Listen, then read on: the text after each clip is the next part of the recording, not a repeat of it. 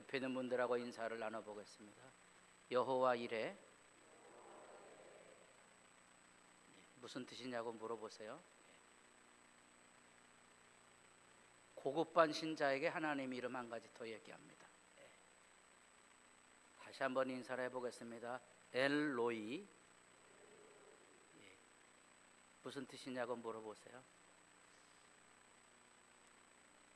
아시는 분하고만 친하게 지내셔야 돼요. 모르는 분하고 친하게 지내시면 똑같이 깡통됩니다. 오늘은 성례주일이고 우리 풍습대로 이렇게 성찬식을 성찬보로 이렇게 덮어놓습니다. 뭔가 신비로운 것처럼. 원래는 한 떡을 이렇게 놓고 그 떡을 가지고 함께 식사하는 거죠. 한 떡을 놓고 모두가 같이 예수 그리스도의 살과 피를 뜯어먹는 시간입니다. 그래서 로마인들이 이 기독교에 대한 혐오감을 가졌습니다. 사람 살 뜯어먹고 사는 놈들, 그렇게 된 거지. 그 의미를 모르면 어쩔 수가 없는 겁니다. 이렇게 성찬이 매 예배마다 있어야 되는 게 규례이지만 여러 가지 상황상 저희는 본가울로 드리고 있습니다. 중요한 것은 예배를 드릴 수 있느냐는 거예요. 예배, 그 예배가 뭐예요? 살아계신 하나님의 임재 앞에 서는 거거든요. 여기가 하나님이 계신 집이라는 감격을 누리지 못하면 예배는 의미가 없는 거예요. 그 감격의 실제를 이렇게 현실로 함께 떡을 떼므로써 이제부터 우리가 살아가는 삶의 현장, 심지어 내가 돌아가서 밥을 먹는 현장, 그것이 주께서 내게 생명을 내어주신 은혜의 현장인 것을 확인하는 거예요. 5대 식기도 하고 반찬 투정해요. 생각해 보신 적 있으세요? 5대 음식 가지고 장난하고 맛이 있네 없네 그렇습니까? 하나님이 우리에게 주신 생명의 양식을 경험하며 산다는 것은 그렇게 분명한 일상의 변화를 가지고 있습니다. 오늘은 이 성찬의 의미를 아브라함의 이야기로부터 돌아가서 대조해서 살펴보길 원하는데, 이 아브라함의 오늘 우리가 읽은 이 본문은 그냥 지나가는 얘기가 아니고요, 22장 10절에 다 같이 보겠습니다. 손을 내밀어 칼을 잡고 그 아들을, 살 떨리는 얘기거든요. 다 같이 손을 드시고 칼을 들고 자기 아들 모강지를 확, 그 장면에 서 있다고 생각해 보세요. 오늘 여기 다리 하나 부러져 갖고 지금 우리 주찬이가 병원에 입원했는데 엄마 아빠 얼굴에 수색이 가득 들었습니다. 다리 하나 부러지는데 이거는 지금 목을 따는 거예요. 난도질을 하는 거예요. 그게 번제예요. 어떻게 하나님이 이런 엄청난 이야기를 말씀하셨을까? 서양의 눈으로는 이해가 안 되는 거죠. 이해할 수 없는 일들인 거예요. 우리나라는 조금 이제 그 추론이 가능한데, 그건 뭔가 아니, 심청전은 다 아시죠? 늙은 아버지가 눈 뜨려고 자기 딸을 얼마에 팔았어요? 공양미 300석에 팔았어요. 그 딸 뭐 하는 거죠? 물고기 밥이 되도록 내던지는 거거든요. 어떻게 사람의 탈을 쓰고, 여러분 같으면 그건 눈 보겠어요? 고대 사회에는, 지금이야 우리 정서가 이게 받아들이기 어렵지만 고대 사회에는 자녀들을 많이 낳고 그 자녀들은 사랑의 대상이 아니에요. 여기도 여러분 어르신들 여기 계신데 연세가 드신 어르신들 앞에는 자녀들이 자기 아들 딸 끌어안고 그런 거 아니었거든요. 그냥 놔놓고 그냥 자라는 거예요. 그런 문화가 불과, 여기 어르신들 잘 모르시는가 보네. 그런 거예요. 그러니까 고대 사회에서 하나님 신 앞에 자기 자녀를 지금 이렇게 번제로 드리는 것 아니라 아예 불구덩이에 던져지는 신도 있었다 그랬죠. 신 이름이 몰렉신, 암몬 지역에서 만연했던 신이. 고대 사회 종교는 전부 그런 거고 문화가 그런 거예요. 그러니 이제 서양의 사람들이 이해할 수 없는, 분명히 예수와 기독교 전통을 가지고 있는데 이해할 수 없는 현장 때문에 이제 이런 것들이 온갖 문학의 모티브, 주제를 드러내고 있는 보고가 되는 거죠. 그 중에 대표적인 그림 하나 보겠습니다. 아브라함이 대머리였다는 얘기는 없는데 17세기에 까라바저라는 사람이 시퍼런 칼을 들고 지금 아들 이삭의 멱을 따는 장면입니다. 천사가 여기 손가락질하고 있습니다. 여기 양이 있는데, 까라바저는 원래 이름이 미켈란젤로입니다. 세계적인 미술가, 자기는 짝퉁이에요. 그러니까 그 이름에 비교하면 네가 무슨 미켈란젤로나 이런 거지. 그러니까 서름에 한이 서려 있는 그림이 이 그림에도 나와 있어요. 한 맺힌 사람이거든요. 뛰어난 재능을 인정받지 못했다는 서름. 나중에 이제 분에 못 이겨서 사람도 때려 죽이는 포악한 사람입니다. 이 사람의 그림이 이렇게 돼요. 또 다른 장면 하나 볼까요? 이거는 헤이꼬리하죠. 이거는 이제 유대인 러시아 샤갈의 그림입니다. 여기에 아브라함이 칼을 들고 있지만 아까처럼 증오가 묻어나오지는 않죠. 아련한 기대를 가지고 있습니다. 샤갈은 그 옆에 인간적인 정리를 가지고 여기 누굴 것 같습니까? 여기 잘 안 보이시나 보네. 아브라함은 아무 얘기 안 하고 아들 하나 데리고 갔거든요. 누구는 집에 있어요. 아내 사례가 여기 있는, 여기서 집어넣은 거예요. 같은 사건을 보고도 이렇게 생각이 다 다르고요. 이게 이해할 수 없는 사건이 된 겁니다. 우리에게 오늘 아버지 여기 나타난 대로 불과 나무는 있는데 번제할 어린 양은 어디 있습니까? 아브라함이 뭐라 그래야 돼요? 내가 번제물이야 이렇게 얘기해 줘야 되잖아요. 내가 지금 내 목 따려고 가는 거야. 차마 말할 수 없는. 그런데 아브라함이 그때 멋있는 이야기를 합니다. 뭐라고요? 하나님이 누구를 위하여? 자기를 위하여 친히 준비하시리라. 하나님은 절대로 그런 분은 아닐 거야. 내 목을 따는 그런 일을 이루게 하는 분은 아니야. 하나님이 준비해 주실 거야. 다시 한번 옆에 사람하고 인사를 해보겠습니다. 여호와 이레.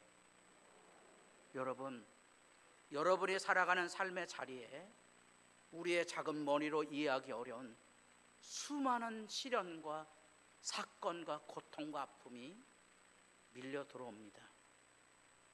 예수 믿음 안에서도 생명을 걸고 기도했어도 하나님을 사랑한다는 교회당 안에서도 이런 악의 물결들, 하나님에 대한 절망의 사건들, 사람들을 수도 없이 마주치며 살아가는 게 인생길이에요.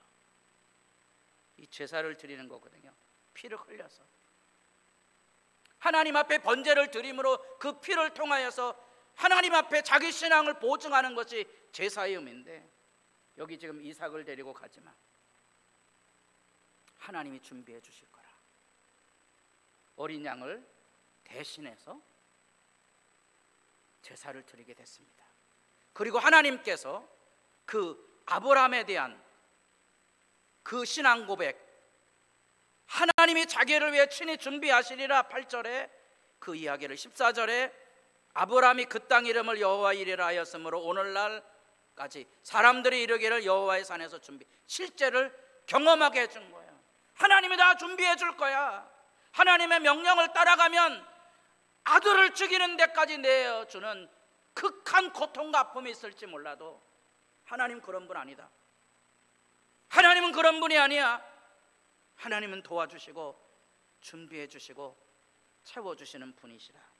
그게 아브라함의 얘기예요. 그런데 이 아브라함의 복을 얻게 하기 위해서 하나님의 입장으로 돌아가 보면 하나님은 하나님의 구원을 이루기 위해서 예수님을 번제처럼 십자가 앞에 사랑하는 아들을 못 박도록 내어주셨다는 거예요. 아브라함은 명령에 순종하여 믿음의 관계를 유지했지만, 하나님을 기쁘시게 하는 믿음의 보증을 세웠지만, 하나님은 자기 아들을 아무 조건 없이 십자가에 못 박히는데 내어주셨다는 말입니다. 이 이야기에 대해서, 아브라함에 대한 이야기를 히브리서 11장에 설명합니다. 아브라함은 시험을 받을 때 믿음으로 이삭을 드렸으니 그런 약속들을 받은 자로 돼 그 외아들을 드렸느니라. 눈물 나는 얘기잖아요. 아들이 없는 신의 저주를 받은 찌질이로 살았던 세월 속에 25년을 기다려서 아들 하나 얻었어요. 그 중간에 잘못해서 하갈에는 첩을 취해서 난 아들 이스마엘은 13살 성년이 되자 내보냈다고요. 달랑 하나 남은 이 이삭을 키우는데 그 외아들을 하나님 앞에 드렸다는 거예요. 그냥 드린 게 아니잖아요. 멱을 따야 되는 그 일에 결단을 내렸다는 거예요. 이 믿음이 어디서 났느냐? 자기 몸에 아이를 낳을 수 없는 입장 중에 아들을 낳게 하셨다고. 그리고 하나님은 그 아들을 통하여 번성의 약속을 하셨으니까 아들을 죽이면 약속이 끊어지잖아요. 반드시 그 아들을 다시 살리실 줄로 생각했던 거지. 이게 믿음이거든요. 그 믿음의 실제가 뭐냐? 하나님의 말씀대로 자기 백성을 지키시고 돌보시고 보호하시겠다는, 아브라함에게는 자손의 번성과 그 땅의 약속을 구체적으로 말씀하실 때 그것을 믿고 그대로 실천했다는 거거든요. 한 가지 더, 이때로부터 예수께서 자기가 예루살렘에 올라가, 이때가 언제인 거니? 베드로가 예수에게서 너희는 나를 누구라 하느냐 그랬을 때 신앙 고백을 했어요. 주는 그리스도십니다. 그 신앙 고백이 뭐냐? 이제 예수님이 이 이야기합니다. 그래, 그 신앙 고백 그대로 그리스도는 많은 고난을 받고 죽임을 당하고 십자가에 달릴 거거든요. 십자가. 가끔 기도가 안 되면 저도 이렇게 손을 봅니다. 못은 어디에다 박았다 그랬죠? 여기다 박은 찢어진다 그랬어요? 손목 뼈에 박아는 거예요. 상상을 해보셔야 돼요. 삶이 고달프고 힘들면 언제나 손을 들여다봅니다. 그래서 어떤 사람 뭐 손을 이렇게 들기도 하지만 저는 기도하다가 힘들면 이렇게 손바닥을 봅니다. 주님의 손이죠. 주님의 손. 죽임을 당하고, 그 십자가는 저주예요. 사람들에게, 로마의 권력에 항거하는 놈들은 저렇게 처벌당할 때는 공포와 저주와 피비린내와 살 썩는 내가 나는 것이 십자가입니다. 근데 우리는 십자가 찬송을 부르고 있잖아요. 번제할 어린 양이 어디 있습니까? 그 말에 담겨져 있는 이 슬픔의 이야기. 이 사건은 과연 우리에게는 오늘 우리에게 어떤 의미를 가지게 하는 걸까? 아브라함에게는 하나님의 사랑을 확인하는 순간이거든요. 하나님이 자기를 사랑함으로 찾아오신 그 언약에 대하여 자기도 아들을 내어줌으로써 하나님에 대한 사랑을 자기도 보증으로 하나님께 나타내 보인 거예요. 그래서 하나님께서 이 사랑의 관계를 확인함으로 아브라함 부활신앙으로 하나님의 사랑을 확인했는데, 22장 16절 다 같이 보겠습니다. 18절까지.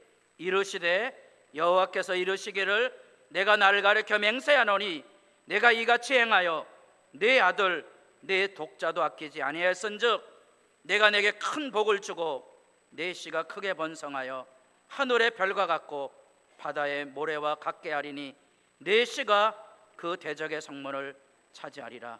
또 내 씨로 말미암아 천하 만민이 복을 받으리니 이는 내가 나의 말을 준행하였음이니라 하셨다. 이게 하나님의 사랑의 관계를 서로 확인하는 거예요. 하나님이 우리를 사랑하시는 사랑에 나도 하나님의 사랑에 행복한 교제인 거예요. 예수님에게는 하나님의 사랑이 절대 순종, 십자가에 죽기까지 순종하심으로 그 의를 나타내므로 하나님의 사랑을 보증했어요. 그래서 우리가 예수 믿음 안에는 요한일서 4장 16절 시작, 하나님이 우리를 사랑하시는 사랑을 우리가 알고 믿었노니. 우리 믿음이 뭐예요? 하나님이 우리를 사랑하시는 사랑을 알고 믿는 거예요. 이 사건의 메시지예요. 그래서 이 사건의 메시지 앞에 여러분들이 과연 믿음의 진실을 지키고 있는지. 아까 아브라함이 하나님 앞에 약속을 받았다 그러는데 그 약속이 뭐냐? 해가 져서 어두울 때 연기 나는 화로가 보이며 타는 횃불이 쪼갠 고기 사이로 지나더라. 이게 창세기 15장이거든요. 고대 사회에서 오늘날에 무슨 계약을 하게 되면 도장을 찍고 인감을 교환하고 그런 것처럼 고대 사회는 언약을 맺을 때 짐승을 잡아서 쪼갭니다. 그리고 그 둘 사이로 지나가는 거예요. 그게 뭔고 하니 언약은 목숨을 거는 거라는 거예요. 만약에 이 언약을 어기면 이 짐승이 쪼개지는 것처럼 저주를 받을 것이라 하는 그곳이에요. 놀라운 사실은 하나님께서 아브라함에게 그 언약을 세우시는 거예요. 지금 타는 횃불, 하나님의 영광은 볼 수 없으니까 하나님 자신이 이 불을 통하여, 횃불을 통하여 자기의 모습을 드러내시고 그 가운데 걸어가시는데 하나님 혼자 가시는 거예요. 왜? 만약에 아브라함이 같이 그곳으로 건너갔다면 아브라함이 약속을 어길 때 아브라함이 죽어야 되거든요. 하나님 혼자 가시면서 어떤 생각을 우리에게 전해주는 거니, 내가 만약에 약속을 어겨 이 쪼갠 고기처럼 저주를 받을 때 그 저주는 누가 짊어지고 간다? 그 저주는 누가 짊어지고 간다? 내가 짊어지고 간다는 게 하나님의 언약이에요. 이거 아셔야 예수 믿는 거예요. 어려운 얘기하고 있는 게 아니에요. 5대 교회 안에서 뭐 지지고 볶고 그런 얘기합니까? 저주는 내가 지는 거예요. 부부간에 어디에 서로 지지고 볶는 얘기합니까? 당신이 잘못해서 겪는 저주는 내가 짊어질 거야. 그게 언약신앙이에요. 하나님이 보이신 거예요. 오늘 우리가 성찬식을 행할 때 그 의미가 바로 그 바탕에 있는 거예요. 예수님께서 우리를 위해 죽으셨다는 거예요. 그 약속을 여러분 믿으시고 어두운 세상을 살아가면서 지지고 볶는 사람 되지 않기를 진실로 바랍니다. 하나님이 우리를 사랑하시는 사랑은 생명을 건 거예요. 그 하나님이 이렇게 성찬을 통하여 그 자신을 나타내 보이시고 우리에게 가족을 주셨어요. 결혼은 사랑으로 맺어지는 게 아니에요. 결혼은 이 하나님의 언약으로 맺어지는 거예요. 보이지 않는 하나님을 보이는 사람으로서 사랑의 교제를 함께 나누도록 결혼으로 우리를 초대하신 거예요. 어디 무슨 사랑이 쉽고 성격이 다르고 다 까발리는 거라 그랬죠? 이혼 전문 변호사가 자기에게 이혼에 대한 이야기를 하고 있는 내용들을 다 조사해 보니까 89, 90%가 뭐라고요? 돈 문제. 우리나라 현실의 얘기예요. 교회에 무슨 불화와 다툼이 있습니까? 예수 믿는 거 재미없으세요? 교회 오는 거 힘드세요? 봉사하다가 뭐 여러 가지 억울한 소리를 들었습니까? 그러세요? 어떤 예수를 믿었길래 어느 교회를 다니십니까? 이게 언약을 세운다는 말이에요. 그리고 말합니다. 이 땅을 내게 내 자손에게 주리라. 아브라함이 자손이 있어요, 없어요? 창세기 15장 없어요. 하나님이 약속을 하시는 거예요. 목숨을 걸어줍니다. 그 약속대로 하나님은 아브라함에게 아들도 주시고 번성의 약속을 주신 거죠. 그 아들을 드리라는 거예요. 예, 얼마든지. 오늘 사건이거든요. 중간에 16장, 17장에 올라가면 이제 그 언약을 인치는 할례 사건이 나오고요. 16장에 고급반입니다. 이거 모르시면 자기는 아직 믿음의 초보, 기저귀 차고 교회에서 날뛰는 신자로 보면 압니다. 하갈이 자기에게 이르신 여호와의 이름을 뭐라고요? 엘로이라. 처음 들어보시는 분들 계시죠? 따라해 보겠습니다. 회개하라, 천국에 가까웠느니라. 주 예수를 믿어라, 그리하면 성령을 받으리니. 엘로이가 뭔고 하니 나를 살피시는 하나님이에요. 하갈이 누군지 아시죠? 첩으로 들어가서 아들 낳았어요. 여러분 다 알잖아요. 막장 드라마. 기고만장한 거예요. 본부인 사례는 안중에도 없는 거예요. 그러니까 이제 본부인이 가만둡니까? 자기 남편을 긁어서 내쫓게 하죠. 그래서 들판으로 나갑니다. 우리 같으면 따라해 보겠습니다. 꼴 좋다. 그렇죠. 속 시원하죠. 우리 같으면 그럴 건데요. 그렇게 오만방자한 그 여인에게 누가 찾아오신다고요? 하나님이 찾아오셔서 힘드냐? 서럽냐? 내 한 짓거리를 봐 이렇게 말씀하지 아니하시고 살펴주셨다. 이 살펴주신 하나님의 이름을 뭐라고요? 엘로이라 그러는 거예요. 자, 성찬을 다시 돌아옵니다. 아브라함은 믿음으로 아들을 내어드리는 결단을 보였지만 예수님에게 그 믿음은, 예수님의 믿음은 절대 충성을 통하여 우리를 의롭다 하도록, 우리가 하나님 앞에 내가 죄가 있는데 의롭다 하도록 그 자기가 순정했던 모든 믿음의 덕목을 우리에게 대신 넘겨준 거예요. 이 시편에 나타난 내 하나님이여 내 하나님이 어찌 나를 버리셨나이까.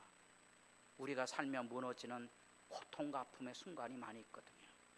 이 식구를 예수님께서 십자가에서 암송하셨다는 거예요. 내가 낮에도 부르짖고 밤에도 잠잠하지 아니하오나 응답하지 아니하오니. 이제 우리가 건너가야 될 믿음의 여정의 어두운 밤이죠. 우리가 부부 생활하면서 건너가야 될 어두운 밤들이 늘 옵니다. 교회를 다닌다고요? 어두운 밤 잘 지나가셔야 돼요. 이거 잘 못 지나가는 사람들은 망동이 신자가 되는 거예요. 너희 조상들은 광야에서 만나를 먹었어. 오병이어의 사건이거든요. 다 같이 보겠습니다. 나는 하늘에서 내려온 살아있는 떡이니 사람이 이 떡을 먹으면 영생하리라.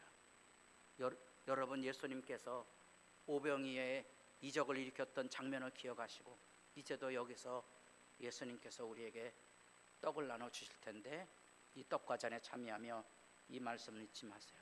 내가 너를 위하여 하나님의 사랑을 내게 부어주기 위하여 내가 생명을 걸고 내 목숨을 바쳐서 영생을 너에게 선물로 주노라. 여러분들의 성찬 예식이 복 있기를 바랍니다. 기도드리겠습니다. 아버지 하나님, 여기 주의 말씀을 따라 하늘의 규례로 주님 앞에 성찬 주의를 지키며 이제 성찬 예식을 열고자 합니다.